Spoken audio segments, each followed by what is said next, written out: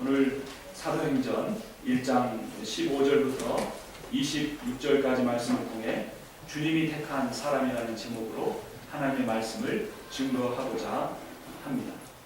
지난주에도 말씀드렸는데 사도행전이라고 하는 책은 누가행전이라고 부르기도 합니다. 왜냐하면 이 누가복음과 사도행전이 다 누가라고 하는 제자에 의해서 쓰여졌기 때문입니다. 이 누가복음은 예수 그리스도를 통해 성취된 십자가의 복음에 대해서 이야기합니다. 방금 우리 찬양대가 하나님께 영광을 돌린 것처럼 예수 그리스도가 이 땅에 오셔서 우리의 모든 죄를 지고 죽으시고 부활하셨기 때문에 우리가 그 복음으로 말미암아 하나님의 자녀가 됐다는 것입니다. 그리고 이제 이어서 쓰여진 책 사도행전은 이 성령을 통하여 하나님이 이 선교적 교회를 세워가는 이야기가 기록이 되어 있습니다. 그런데 이 누가복음과 예수 그리스도의 십자가의 복음의 누가복음과 선교적 교회, 성령의 선교적 교회를 다루고 있는 사도행전이 똑같이 일치하고 있는 내용이 있는데 그것이 무엇이냐면 바로 기도입니다.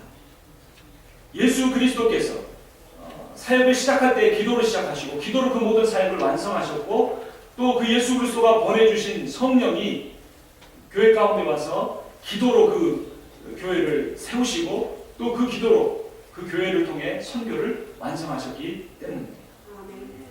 여러분 기도하고 계십니까? 여러분 내가 기도하고 있다면 나는 살아있는 것이고 내가 기도하고 있지 않다면 내 육신은 살아있지만 내 영은 죽어 있을 수 있습니다. 기도하는 사람, 그 사람이 살아있는 사람입니다.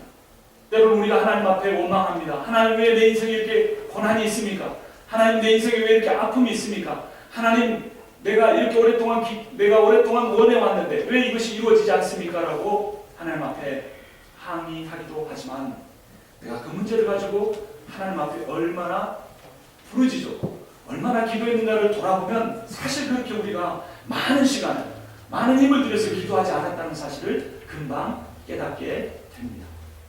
그런데 누가복음과 사도행전은 똑같이 예수 그리스도의 복음과 선교적 교회에 대해서 말하면서 그 모든 것이 기도를 통하여 이루어졌다라고 증거해주고 있습니다. 단지 누가복음과 사도행전만의 이야기가 아닙니다.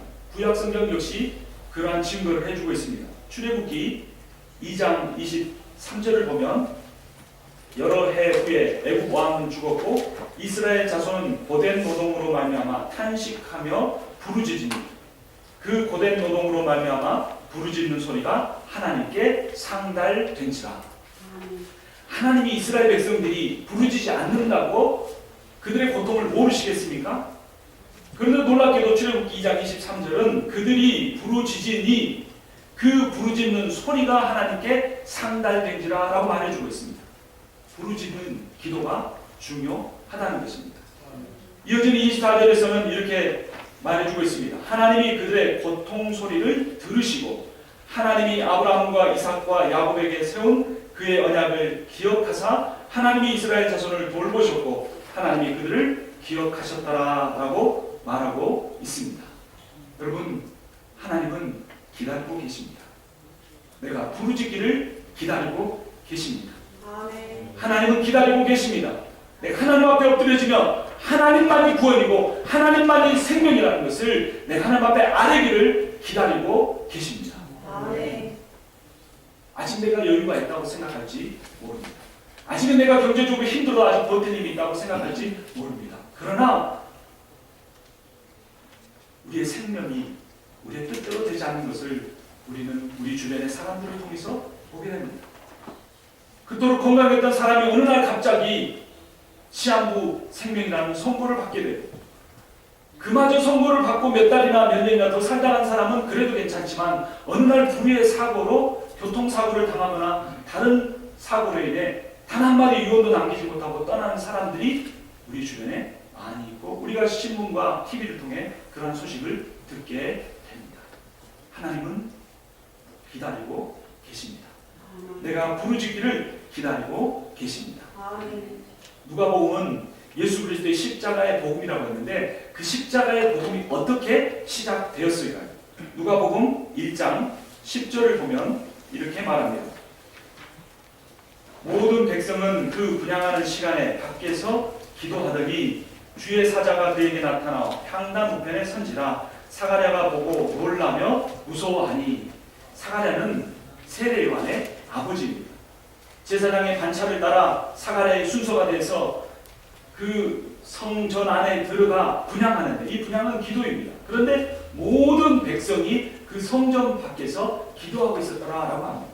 근데 그 백성들이 기도할 때 어떤 일이 일어납니까? 하나님이 보내신 천사가 사가랴에게 나타나고 사가랴가 들어왔는데 무서워하지 말라 하면서 네가 아이를 갖게 될 것이다. 그런데 그 아이는 하나님의 아들 예수 그리스도가 오실 그 길을 예비할 것이다 라고 예언해 줍니다. 그렇게 모든 백성들이 기도하고 있는 가운데 세례요한의 출생이 예고되고 세례요한이 태어나서 예수 그리스도에 오실 그 길을 예비하고 회개의 세례를 선포한 다음에 예수 그리스도가 이 땅에 오셨고 그분이 십자가의 복음을 성취하신 것입니다. 그렇게 오신 예수 그리스도 역시 누가복음 3장 21절을 보면 이렇게 사역을 시작하십니다. 백성이 다 세례를 받을새 예수도 세례를 받으시고 기도하실 때에 하늘이 열리며, 우리가 예배 시작할 때 임재 찬양을 합니다. 그때 저희 마음에 가장 와닿는 가사 중에 하나가 우리가 하나님 앞에 기도하는데 하늘을 열고 보소서라고 합니다. 마치 그림 한 편이 제 눈앞에 선명하게 그려집니다. 하나님이 저 하늘 높은 곳에서 이렇게 구름 창문을 여시고 우리를 내려다 보시는 것입니다. 임재 찬양하는 우리의 모습을, 우리의 고통 때문에 부르짖는 우리의 모습을, 우리의 아픔 때문에 하나님 앞에 호소하는 우리의 모습을 보시고 그 귀를 기울이시는 하나님의 모습이 드러나는 것입니다. 그런데 참 이상한 것은 예수 그리스도는 삼위일체 하나님인데 왜 그분조차도 기도하셨을까? 자신이 곧 하나님인데, 자신이 원하는 것은 어떤 기적도 일으키실 수 있고 곧 자신이 천지 만물을 창조한 말씀인데 그분이 왜 기도하셨냐라고 하는 것입니다. 그것은 바로 우리가 어떻게 살아야 하는가를 모델로, 모범으로 보여주신 것입니다. 아멘. 우리를 가리켜 무엇이라고 합니까? 그리스도인이라고 합니다. 그리스도의 사람이라는 것입니다. 즉 그리스도처럼 살아가는 사람이라는 것입니다. 아멘. 그러면 예수 그리스도께서 사신 모습 그대로 살아야 하는데 예수께서 사역을 처음 시작하실 때 세례 요한, 사가랴의 아들인 세례 요한의 세례를 받고 나오시는데 그때 성령의 역사가 어떻게 일어나냐면 세례를 받으시고 기도하실 때라는 것입니다. 기도하실 때 하늘이 열리고 성령이 비둘기 같은 형체로 그에게 강림하시더니 하늘로부터 소리가 나기를 너는 내 사랑하는 아들이라 내가 너를 기뻐하노라 라고 말합니다. 신학적으로 이 본문은 매우 중요합니다. 예수께서 하나님의 아들로 하늘의 왕으로, 온 우주의 왕으로 대관식을 하는 장면이라고 말합니다. 여러분, 하나님의 아들도 기도하실 때 그분의 사역이 시작되었습니다. 그렇다면 우리 교회의 부흥의 시작은 언제 이루어질까요? 그렇다면 우리 가정의 기도 제목은 언제 성취될까요? 내 인생에 하나님이 주셨던 그 비전은, 그 꿈은, 그 소망은, 그 기도 제목은 언제 이루어질까요? 세례 받을 때가 아닙니다. 어떤 직분을 받을 때가 아닙니다. 다른 어떤 사람들의 인정을 받을 때가 아닙니다. 오직 살아계신 하나님 앞에 기도할 때입니다. 아멘. 하나님 아버지 예수 그리스도께서 그렇게 기도할 때 하나님이 하늘 문을 여시고 이는 내 사랑하는 아들을 기뻐하는 자라고 선포하셨던 것처럼 우리가 기도할 때 하나님이 우리가 기대했던 것보다 더 놀라운 하나님의 역사를 일으켜 주시는 겁니다. 그렇게 누가복음에서 예수 그리스도의 사역이 시작이 되었는데, 그러면 누가복음의 마지막에서는 예수님의 사역이 어떻게 완성되었다고 말하고 있을까요? 누가복음 23장 34절입니다. 이에 예수께서 이르시되 아버지 저들을 사하여 주옵소서 자기들이 하는 것을 알지 못함이니이다 하시더라 라고 기도하십니다. 이 사람들은 어떤 사람입니까? 예수를 십자가에 못 박으라고 외치는 사람입니다. 우연히 지나다가 만난 사람들이 아닙니다. 예수님께서 친히 안수하여 병을 고쳐준 사람입니다. 예수님이 친히 말씀으로 귀신을 내어 쫓아준 사람입니다. 예수님이 친히 말씀을 전해 주어서 자신이 거듭났다고 하면서 예수님을 제자로 따라다니던 사람들입니다. 그들이 예수님이 왕 되기를 포기하시자 그 예수 그리스도를 십자가에 못 박으라고 저주의 말을 하고 있습니다. 그런데 예수님이 그들을 향하여 하나님께 기도하신 겁니다. 아버지, 저들의 죄를 용서하여 주시옵소서. 저들이 하는 일이 무슨 일인지 알지 못함입니다 라고 말하고 있습니다. 여러분, 때로는 우리가 하나님의 일을 한다고 하지만 때로는 하나님의 영광이 아닌 오히려 예수 그리스도를 십자가에 다시 못 박는 일을 할 때가 있다는 것을 이 본문을 통하여 우리가 깨닫게 됩니다. 얼마나 두려운 일일까. 이들이 하나님을 믿지 않는 사람들이 아니었습니다. 유대인들은 다 경건한 사람이었고 안식일을 철저히 지키고 금식하며 하나님 앞에 예물을 철저히 드리는 사람들이었습니다. 그러나 그들 열심히 잘못된 방향으로 갔는데 예수님은 그들을 위하여서도 기도하신 것입니다. 예수님은 또한 마지막 자신의 생을 마무리하면서 같은 누가복음 23장 46절에서 이렇게 기도하십니다. 예수께서 큰 소리로 불러 이르시되 아버지, 내 영혼을 아버지 손에 부탁하나이다 하고 이 말씀을 하신 후에 숨지시니라. 예수님의 사역의 시작도 세례를 받으시며 기도를 통하여 대관식이 열리고 그 하나님의 아들 예수 그리스도의 사역이 시작된 것처럼 그 사역의 마무리도 기도로 완성이 된 것입니다. 여러분, 우리는 어떻게 해야 하나님 우리에게 맡기신 사역을 시작할 수 있고 어떻게 해야 우리가 인간적인 생각 때문에 실수하지 않고 하나님이 맡기신 사명 그대로 사역을 완성할 수 있을까요? 그것은 오직 기도할 때입니다. 기도하는 사람만 살아있는 사람이고 기도하는 사람만 하나님의 뜻대로 하나님의 사역을 감당할 수 있다고 하는 것입니다. 그런데 문제는 예수님께서 그렇게 3년 반 동안 기도로 사역을 시작하고 기도로 사역을 완성하는 것을 제자들이 지켜봤지만 제자들은 전혀 예수님 모습을 닮지 않았다는 것입니다. 마지막 예수님이 잡히시기 전날 겟세마네 동산에서 기도하시면서 지금 내 마음이 괴로우니 너희가 나를 위해서 기도하라 했는데 예수님이 한참을 기도하고 오니 제자들이 기도하기는커녕 졸고 있었던 겁니다. 그래서 예수님이 그들을 향해 말씀하십니다. 너희가 단 한시도 깨어있을 수 없더냐. 우리의 모습이 어쩌면 그런 모습일 수도 있습니다. 저의 모습이 때로는 그럴 때 그런 모습일 수도 있습니다. 지난주에 말씀드린 것처럼 하나님이 4시 반이면 깨우셔서 기도하게 만드시는데 어젯밤에는 좀 일찍 잤더니 1시 반에 깨우셔서 아직도 잠을 자지 못했습니다. 그런데도 불구하고 기도는 하지만 내 마음속에 진심으로 하나님 앞에 회개의 기도부터 온전하게 하나님의 말씀에 붙잡혀서 기도하고 있지는 못합니다. 여기서 하나님의 말씀을 증거하고 있는 이 자신이, 이 목회자가 가장 기도의 결은 죄인이라는 것입니다. 그런데 주님의 말씀을 묵상하면서 위로가 되는 것은 그 12명의 제자들조차 예수님이 십자가에 잡혀 죽으시기 전, 바로 그 전까지도 기도하기는커녕 졸면서 있었다고 하는 겁니다.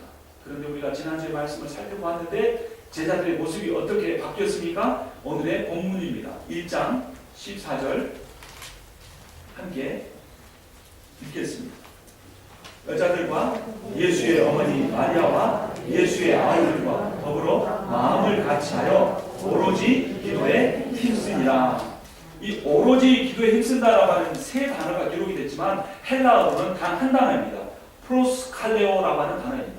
이 프로스칼레오는 기도는 하는데 그냥 이거 하다 기도하고 저거 하다 기도하고 기도를 대충 하는 것이 아니라 완전히 자기의 마음을 다 쏟고 완전히 자기의 힘을 다 쏟고 그 모든 것들을 다 쏟아서 전념하는 기도, 성령에 충만하여 하는 기도를 프레스칼레오의 기도라고 말합니다. 제자들이 이렇게 바뀌어져 버린 것입니다.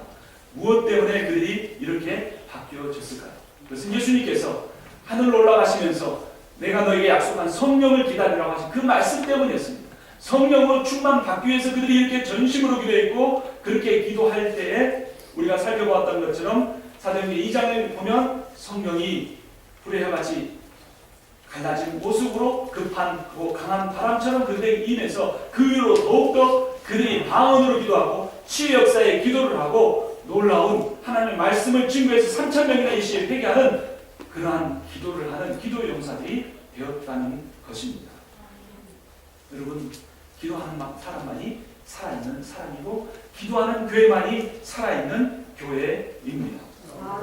그런데 그렇게 기도하는 사람들의 수가 얼마일까고 말합니까? 15절 말씀 함께 읽겠습니다.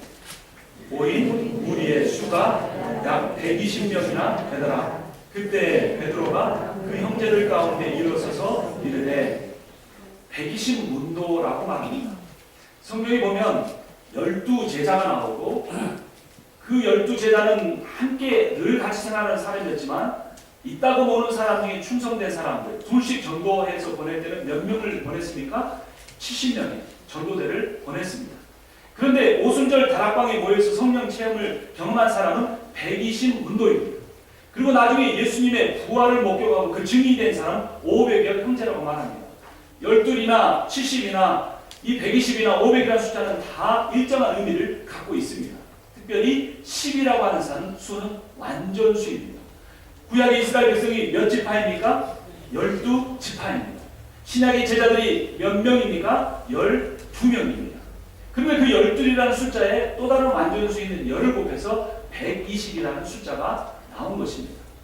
그래서 이 120문도가 이렇게 모여서 기도하면서 가룟 유다, 예수님을 배반하고 은을 받고 팔아버린 그 가룟 유다를 대체할 이 사도를 세우게 됩니다.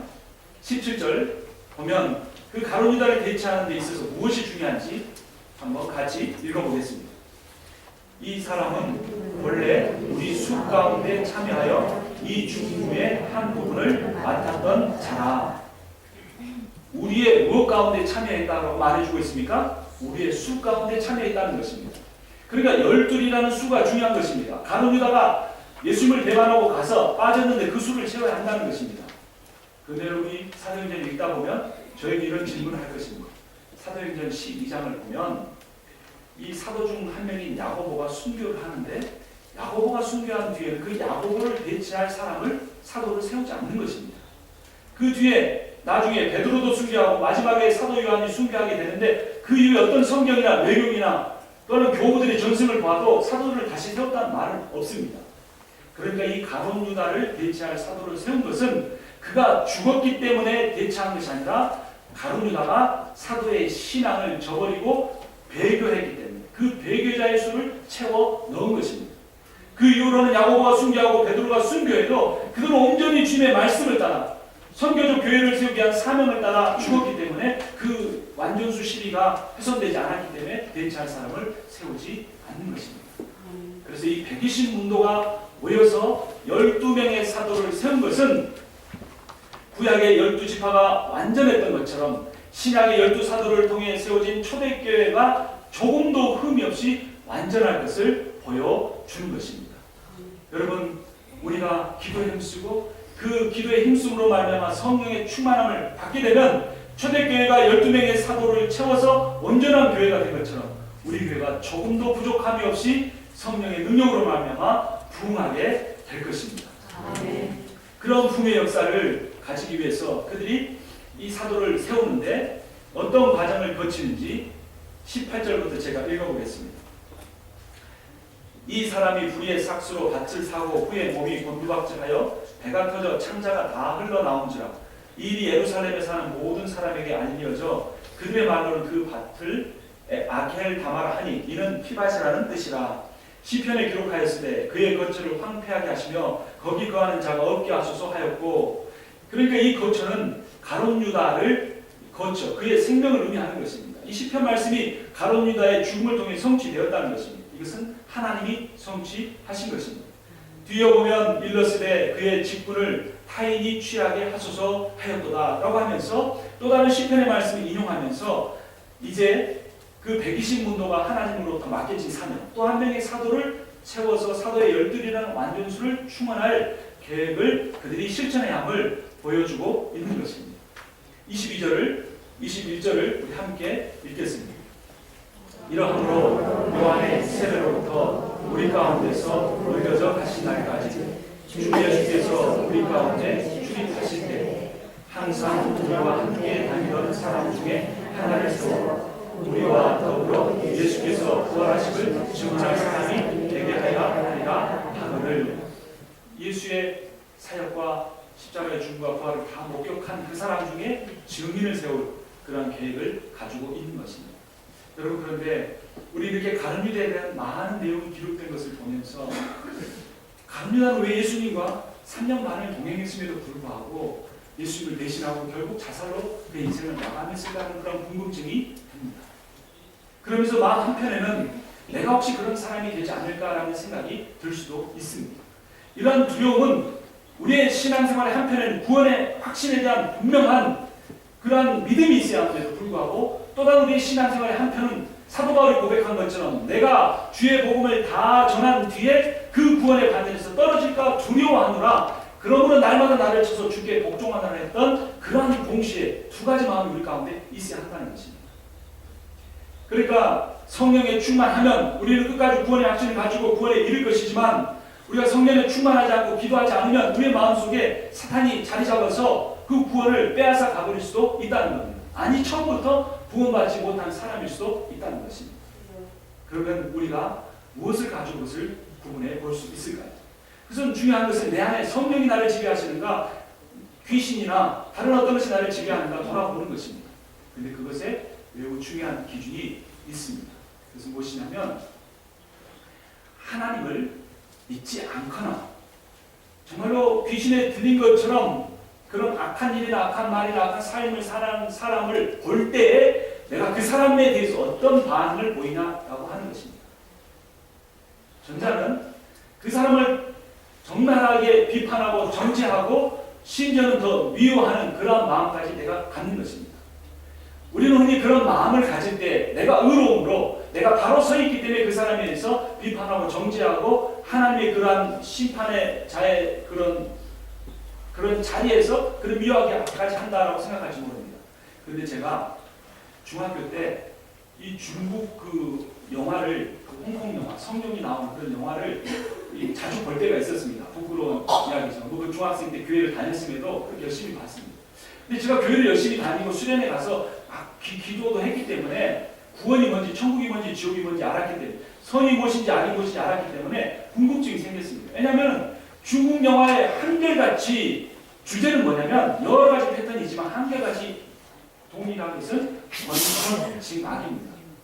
선한 자는 고난을 겪고 어려움을 겪지만 반드시 나중에 잘 된다는 겁니다. 그리고 악한 자는 권세를 갖지만 나중에 결국 망한다는 겁니다. 그러니까 항상 주인공이 처음에 그 무림의 고수에게 다 점수받고 잘 가다가 갑자기 그 악한 실력이 없는 사람의 배반해서 완전히 다 가족이 죽고 완전히 쫓겨나는 겁니다. 그래서 이제 더 거기서 무술을 연마해가지고 결국은 맨주먹으로 일어나서 그 악한 자를 다 물리치는 게 천편일률적인 중국 영화의 그런 줄거리입니다. 근데 거기서 제가 갖는 질문이 저 사람들은 하나님 믿지 않는데 복음을 모르는데 왜 저토록 선에 대한 갈망이 있는 것일까? 그리고 악한 자에 대해서 정의를 반드시 실현하겠다는 저런 마음을 갖는 것일까 궁금증이 생겼습니다. 근데 저렇게 선한 마음을 가지고 끝까지 싸워 사는 사람이 나중에 지옥에 가서 떨어지면 도대체 하나님 향하여 원망하는 말을 하지 않을 그런 생각이 든 것입니다. 그런데 제가 그때의 기록과 성경의 말씀을 조합해서 보면 거기에서 드러나는 것이 무엇이냐면 여러분 사탄이 악한 일만 하는 것이 아니라는 겁니다. 여러분 귀신이 사람을 미치게 만들고 침을 질질 흘리게 만들고 이상한 소리 하게 만들고 인생을 정신없게 살게 만들지만은 않는다는 것입니다. 사탄은 정의를 말합니다. 사탄은 질서를 말합니다. 사탄은 인간이 최선을 다해서 지혜를 모으면 이 세상에 지상 낙원을 만들 수 있다고 말합니다. 그럼 단 하나 하나님 없이도 될 수 있다고 말하는 것입니다. 단 하나 십자가의 복음이 아니어도 할 수 있다고 말하는 것입니다. 단 하나 성령이 충만하게 기도하지 않아도 얼마든지 그 일을 이룰 수 있다고 말해주는 것이 사탄의 정체입니다. 사탄은 이사야서 보면 계명성의 아들이요 지혜의 아들이고 두로와 시돈에서 많은 무역을 일으키며 그런 지혜로운 왕들을 많이 일으켜 세운 그러한 존재라고 말해줍니다. 여러분 사탄이 험한 모습, 악한 모습, 미련한 모습, 추한 모습만 갖지 않습니다. 그런데 그 사탄이 하지 못하는 것이 단 한 가지가 있는데 그것은 무엇이냐면 연약한 사람, 귀신 들린 사람, 죄 짓고 사는 사람, 여전히 변화되지 않는 사람, 용서하고 품고 사랑하고 그가 부족한 만큼 내가 희생하고 그가 연약한 만큼 내가 더 그에게 베풀어 주고 그가 나에게 험한 말을 쏟아내올 때 그를 내어 눈물로써 기도해주는 일은 절대로 못한다는 것입니다. 어떤 정의를 할 수 있고 어떤 과학 문명과 기술을 발전시켜 사람들을 잘 살게 해줄 수 있고 의학을 발달시켜서 죽어가는 사람도 살려줄 수 있고 나도 200년 300년 사이에 해줄지도 모르지만 그가 하지 못하는 것이 십자가의 복음에 나타나는 예수 그리스도의 사랑이라는 것입니다. 아멘. 성령을 통해 우리에게 부어지는 하나님의 은혜라는 것입니다. 아멘. 귀신도 영역이 있습니다. 그래서 내가 이렇게 세력을 확장하고 있는데 또 다른 귀신이 와서 그 사람을 넘어뜨려서 같은 어떤 비슷한 악한 일을 하면서 이렇게 넘어오면 경계감이 생깁니다. 그래서 비판하고 정죄하게 만듭니다. 그리고 그 사람을 비판하고 정죄하는 것이 성경적 기준을 사는 것이 아니라 마음속으로 사랑하는 마음이 없이 하는 것에는 똑같은 내가 그 순간만큼은 귀신에 사로잡혀 있을 수 있다는 것입니다. 그러나 이 순간적으로 귀신에 사로잡힌다고 할지라도 그 사람이 그것 때문에 지옥불에 있는 떨어지는 건 아닙니다. 우리가 다시 우리의 모습을 돌이켜보고 자세를 가다듬으면서 우리를 새롭게 해야 하는 것입니다. 그래서 사도 바울 같은 사람도 내가 복음을 다 전한 뒤에 내가 그 구원의 반열에서 떨어질까 두려워한다. 나를 아마 쳐서 복종시킨다라고 말을 했던 것입니다. 어떻게 나 그렇게 성령의 인도하심을 따라 사람들 끝까지 사랑하고 용서하고 은혜를 갚으며 사랑할 수 있을까요? 그것은 오직 기도뿐입니다. 하나님 왜 저를 새벽 4시 반에 깨우실까요? 하나님 왜 저를 새벽 1시 반에 깨우실까요? 기도하지 않고 있기 때문입니다. 성도들을 위해 기도를 하고 있지만 그 정도로는 불과하다는 것입니다. 이거 성도들을 위해 눈물을 흘려 기도하지만 그 정도는 안 된다는 겁니다. 더 무릎을 꿇고 더 기도하고 더 사랑해야만 우리들 안에 들어와 있는 모든 세상적인 생각들과 악한 영들이 다 떠나갈 것이라는 것입니다. 이는 목회자에게만 주어진 사명이 아닙니다. 하나님께서 이 기도의 사명에 동참할 사람들을 부르짖어 찾고 계십니다. 누가 이 기도의 사역에 동참할 것입니다. 오늘 말씀을 들으시고 그 말씀의 인도함을 따라 하는 사람일 것입니다. 계속해서 말씀을 보면 어떤 사람을 세우는 23절에 나와 있습니다. 그들이 두 사람을 내세우니 하나는 바사바라고도 하고 별명은 유스도라고도 하고 하나는 요셉이요 하나는 마띠아라. 여러분 23절에 좀 이상한 부분이 있지 않습니까? 12번째 사도를 세우는데 몇 사람이 후보로 나섰습니까? 성경을 잘못 읽으면 4사람이라고 할 수 있습니다. 그런데 3명의 이름은 한 명입니다. 그러니까 이름이 바사바인데 안식일의 아들 또는 안식의 아들이라는 의미입니다. 유스도는 별명인데 정직입니다. 근데 이 사람의 본명은 요셉입니다. 더 한다는 겁니다. 근데 어떤 사람의 이름은 3가지나 말을 해주고 또 어떤 사람은 마띠아다라고 간단하게 끝내버렸습니다. 너무나 불공평합니다. 이렇게 불공평하게 선거하고 투표하면 올해 우리 가을에 임직식 하는데 얼마나 불만이 있겠습니까? 그런데 성경은 그렇게 하고 있습니다. 그것은 무슨 의미냐면 이 성경을 기록한 누가가 볼 때에 이 요셉이라고 하는 사람이 너무나 지명도가 있는 사람인 겁니다.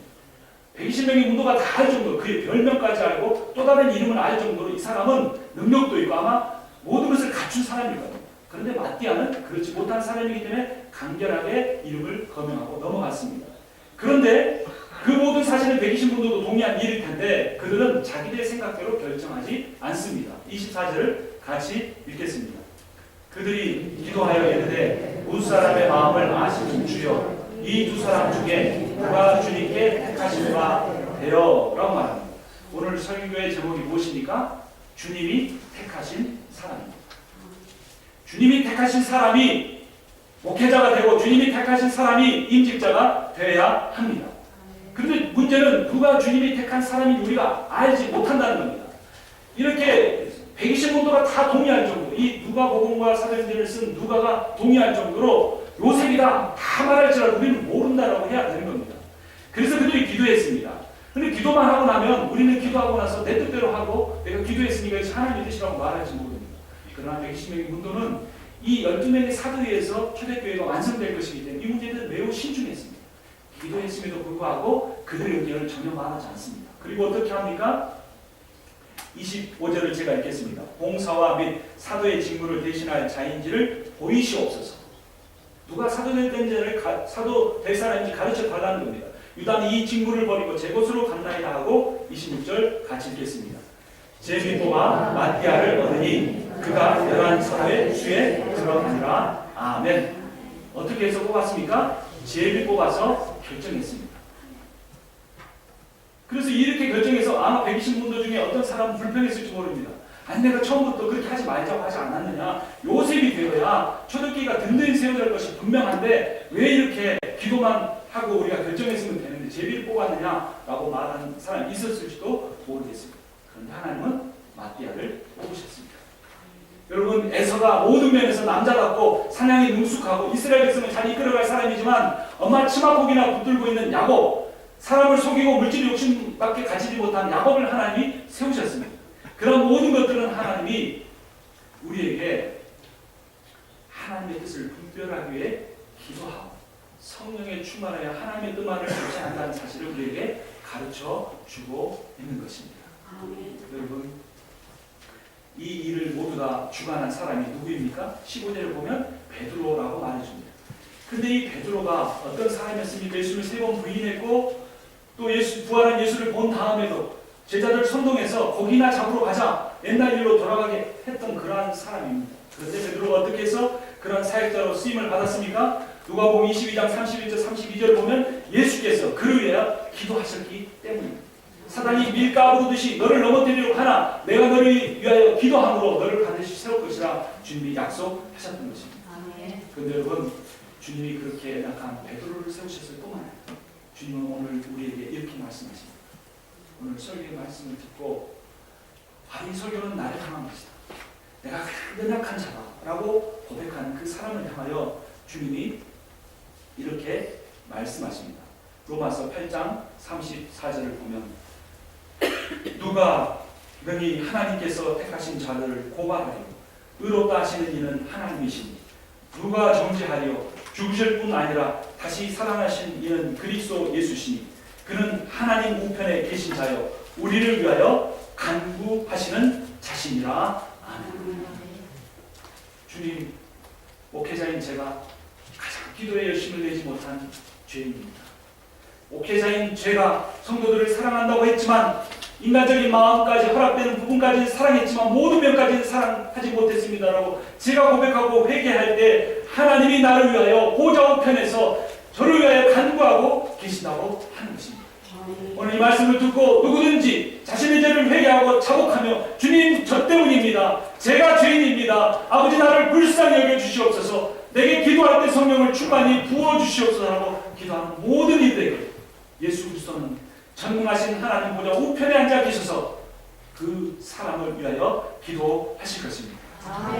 누가 주님이 택한 사람입니까? 기도하는 사람이 하나님 택하신 사람입니다. 기도하겠습니다.